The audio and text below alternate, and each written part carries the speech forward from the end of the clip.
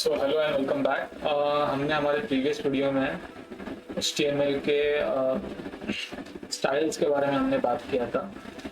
इस वीडियो में हम लोग HTML के टेक्स्ट फॉर्मेटिंग के बारे में बात करेंगे। तो चलिए VS कोड में शुरू करते हैं। हम एक नई फाइल क्रिएट करेंगे और इसको नाम देते हैं हम lesson9.html। Okay good. तो सबसे पहले HTML टेक्स्ट फॉर्मेटिंग का मतलब क्या है? देखो HTML में बहुत सारे ऐसे एलिमेंट्स हैं जिससे आप टेक्स्ट को डिफाइन कर सकते हो, वो भी स्पेशल मीनिंग के साथ। इसी चीज़ को हम लोग टेक्स्ट फॉर्मेटिंग कहते हैं। ओके, तो कुछ फॉर्मेटिंग एलिमेंट्स हैं जिनके बारे में बताना चाहता हूँ, जैसे बोल्ड टेक्स्ट रहा, इंपॉर्टेंट टेक्स्ट रहा, इटैलिक टेक्स्ट रहा, एम्फसाइज टेक्स्ट रहा। ऐसे बहुत सारे फॉर्मेटिंग एलिमेंट्स हैं, हम एक एक करके सभी के बारे में जानेंगे। ओके, तो सबसे पहले हम लोग एक बॉयलर प्लेट ऐड कर देते हैं। ओके, एंड हम टाइटल को डॉक्यूमेंट HTML टेक्स्ट फॉर्मेटिंग ऐसे डालेंगे। Okay, text formatting. Okay, so सबसे पहले एक हेड प्रोवाइड कर देते हैं। ओके, HT एंड इसमें हम लिख देंगे all about text formatting. Okay, so सबसे पहले हम बोल्ड टेक्स्ट क्या रहते हैं उसके बारे में जान लेते हैं। ओके, सो मैं एक पैराग्राफ इंक्लूड कर देता हूँ 2 लाइन का। सो मैं lorem इंक्लूड 2 ऐड कर देता हूँ। ओके, एंड इसे टॉगल रैप कर लेता हूँ। तो फॉर एग्जांपल अगर मैं इससे लाइव सर्वर को डिस्पोज करके नया लाइव सर्वर चालू कर दूँ। ओके, सो देखो मैंने एक हेडिंग प्रोवाइड किया एंड एक पैराग्राफ प्रोवाइड किया, बट मैं चाहता हूँ मेरा ये पैराग्राफ है वो बोल्ड इसमें दिखे, राइट? तो मैं क्या करता हूँ, मेरा जो ओपनिंग टैग है, राइट, ओपनिंग टैग के बाद ही मैं एक नया टैग डाल दूंगा बोल्ड के लिए B। ओके, एंड जो भी मेरा पैराग्राफ रहेगा, ओके, उसको मैं इस B टैग के अंदर प्रोवाइड कर दूंगा। ओके, शायद से कुछ गलती है कि हमने कर सकते हैं।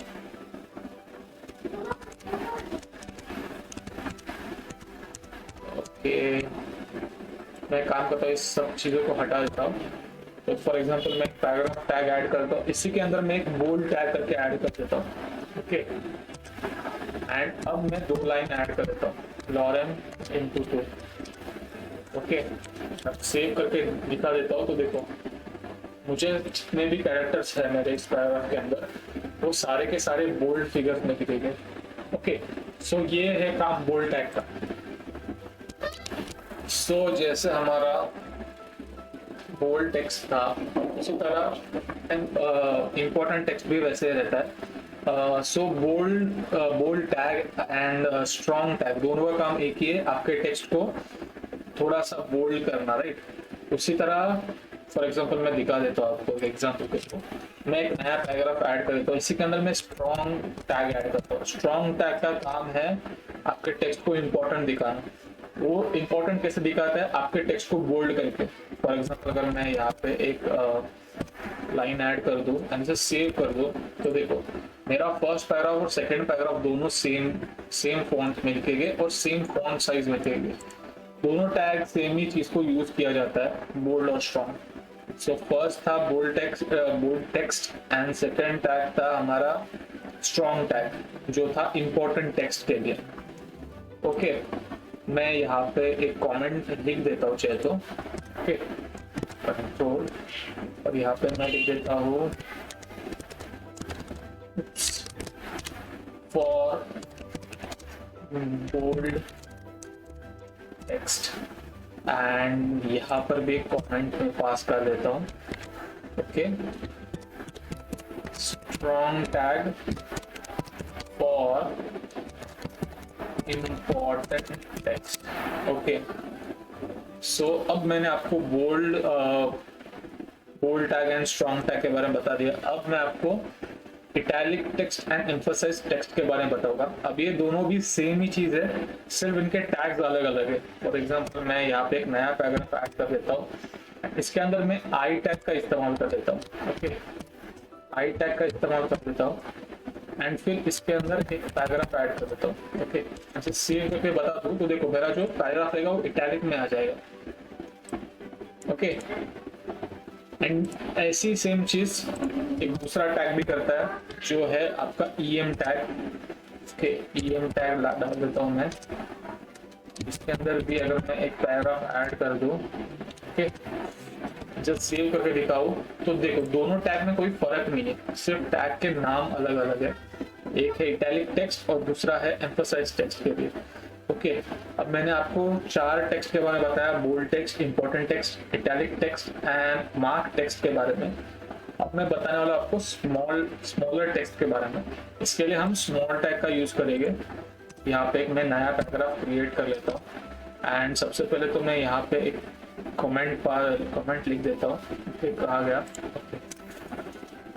कंट्रोल/ और यहाँ पे I tag for italic। Okay, and यहाँ पर भी एक कमेंट ऐड कर देता हूँ मैं, and em tag for emphasize text, for emphasized text, okay. अब यहाँ पे हम और एक टैग ऐड करते हैं, सॉरी कमेंट ऐड करते हैं, और यहाँ पे हम यूज करने वाले स्मॉल टैग के बारे में। ओके, और उसे यूज करते हैं हम स्मॉलर टेक्स्ट के लिए। ओके, सो मैं यहाँ पे आई टेक्स्ट यूज करूँगा, सॉरी आई नहीं, स्मॉल टैग यूज करूँगा, और इसके अंदर मैं एक पैराग्राफ ऐड कर देता हूँ, लॉरेम इनटू 3। ओके, इसे सेव करके अगर आपको दिखा दूँ तो देखो ये मेरे कुछ स्मॉल कैरेक्टर्स में आते हैं, राइट। अब फॉर एग्जांपल मैं स्पेसिफिकली अगर किसी टेक्स्ट में से कोई लाइन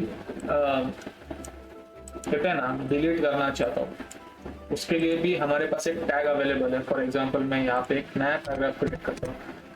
ये मैं एग्जांपल्स के लिए आपको नए नए पैराग्राफ में बता देता हूँ, क्योंकि देखो मैं एक ही पैराग्राफ में अगर सारे के सारे टैग्स यूज करूंगा तो आपको ना समझ में आ पाएगा और ना मैं आसानी से आपको प्रॉपर्ली समझा पाऊंगा। इसलिए हमें हर एक नए पैराग्राफ में एक एक नया नया टैग इंट्रोड्यूस कर दे। ओके, फॉर एग्जांपल मैं डिलीटेड टेक्स्ट दिखाना चाहता हूँ, इसलिए मैं del टैग का यूज करूंगा। ओके, इसके अंदर मैं एक पैराग्राफ ऐड कर देता हूँ। ओके, एंड जस्ट सेव कर दूँ तो स्पेसिफिकली इस टैग में क्या होगा, जो भी मेरा टेक्स्ट रहेगा उसके ऊपर एक स्ट्रेट लाइन खींच ली जाएगी, ये दिखाने के लिए कि ये टेक्स्ट जो है वो डिलीटेड टेक्स्ट है। ओके, अब फॉर एग्जांपल इसी डिलीटेड टेक्स्ट की जगह पे मैं कोई और टेक्स्ट को इंसर्ट करना चाहता हूँ, राइट, उसका ऑल्टरनेटिव टेक्स्ट इंसर्ट करना चाहते हैं, तो उसके लिए भी हमारे पास एक टैग अवेलेबल है।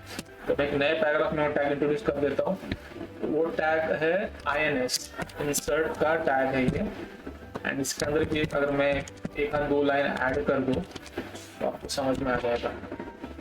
तो देखो इसके जगह पे जो भी मेरा इंसर्टेड टेक्स्ट रहेगा वो एक अंडरलाइन फॉर्म में आएगा। देखो जो डिलीटेड टेक्स्ट था उसके ऊपर से एक स्लैश गया है, वो कट होके गया है, एंड जो मेरा इंसर्टेड टेक्स्ट रहेगा उसके नीचे अंडरलाइन रहेगा। ओके, अब थोड़ा यूनिक चीज रहेगा सबस्क्रिप्ट और सुपरस्क्रिप्ट के बारे में। अब बेसिकली जो भी अगर आप साइंस बैकग्राउंड से तो आपको सबस्क्रिप्ट और सुपरस्क्रिप्ट के बारे में पता रहेगा। सबस्क्रिप्ट इन द सेंस जब आप केमिकल फॉर्मूलाज लिखते हो, जैसे फॉर एग्जांपल H2O रहा, राइट, फिर आप H2SO4 लिखते हो, तो जो ये 2 और 4 जो कैरेक्टर है वो नॉर्मल अलाइनमेंट के थोड़ा टेक्स्ट अलाइनमेंट के थोड़ा नीचे आते हैं, राइट, उन्हें हम सबस्क्रिप्ट कहते हैं। और मैथ्स में जैसे हम लोग लिखते हैं for example speed of light is 3 × 10⁸ meter per second, तो जो रेस टू 8 है वो क्या हुआ, वो नॉर्मल अलाइनमेंट के ऊपर आता है, टेक्स्ट अलाइनमेंट के ऊपर आता है। ऐसी चीजों को हम कहते हैं सुपरस्क्रिप्ट। आप उसके बारे में भी जानते हैं। सबसे पहले मैं यहाँ पे ना थोड़े कमेंट ऐड कर देता हूँ ताकि आपको कोई कंफ्यूजन ना हो। फॉर एग्जाम्पल मैंने यहाँ स्मॉल टैग का यूज किया, यहाँ पे मैंने डेल टैग का यूज किया, राइट। तो यहाँ पे मैं कमेंट ऐड कर देता हूँ, del tag use for deleted text, and यहाँ पे एक टैग ऐड कर देता हूँ, कमेंट ऐड कर देता हूँ, INS tag use for inserted text. Okay, अब मैं यहाँ पर भी एक कमेंट ऐड कर देता हूँ। यहाँ पे हम लोग सबस्क्रिप्ट के बारे में बात करते हैं, तो सब tag for subscript, okay, subscript text. तो मैं क्या करता हूँ, एक पैराग्राफ ऐड कर देता हूँ, ओके, और इसके अंदर मैं सब टैग का यूज करता हूँ। फॉर एग्जाम्पल सब टैग का अभी जल्दी यूज नहीं करने चाहिए था, मैं क्या काम करता हूँ, इसे कैंसिल करता हूँ। फॉर एग्जाम्पल मैं लिखना चाहता हूँ, okay, chemical formula for water is H, इसके बाद मैं सब टैग का यूज करूंगा, ओके।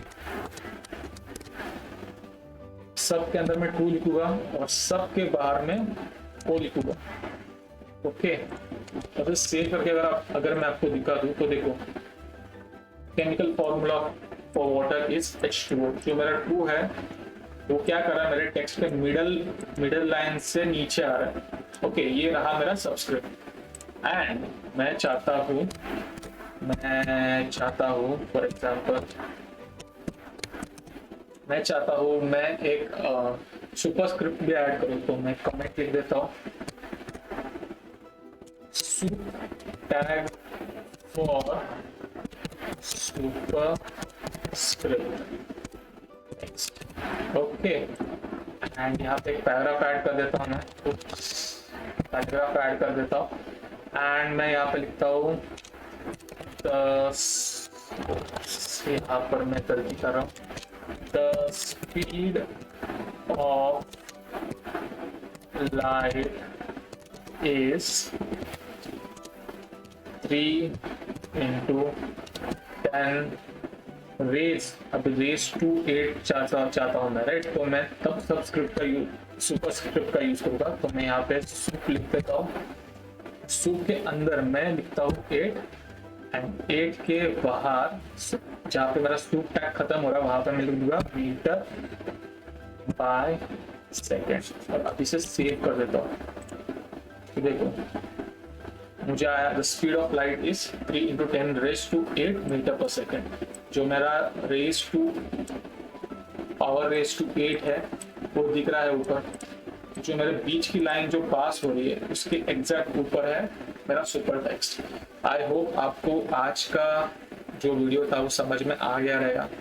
मैं आपको एक समरी प्रोवाइड कर देता हूँ चाहे तो फिर से।